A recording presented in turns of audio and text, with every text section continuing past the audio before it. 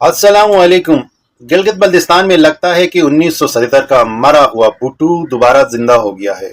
समझ नहीं आती हम किस दुनिया में जी रहे हैं। एक शख्स लाठी के सहारे जिंदगी की आखिरी सांसें गिन रहा है और दूसरा ऐसी हालत में है, कभी अपने आप को ती बोलता है, कभी अपने आप को ता बोलता है। वो खुद कंफ्यूज है असल में वो है क्या। लेकिन हैरत ये है कि पूरी कौम उसके पीछे खड़ी हो जाती है और उसे अपना लीडर मानती है। फिर हम शिकवे किससे करें। हकीकत यह है कि कसूर किसी और का नहीं, हमारा अपना है। 50 साल से यही लोग हमारे साथ वही कुछ कर रहे हैं। इलेक्शन के वक्त चंदे वादे, कुछ मुस्कुराहटे और बड़े बड़े वादे, हम फिर उनकी बातों में आकर वोट दे देते हैं। उसके बाद 5 साल रोना धोना और शिकायतें ही शिकायतें हमारा मुकद्दर बन जाती है। गिलगित बल्तिस्तान के मसाइल का जिम्मेदार सिर्फ कोई एक जमात या फर्द नहीं, बल्कि हमारी अपनी सियासी सोच और फैसले भी है।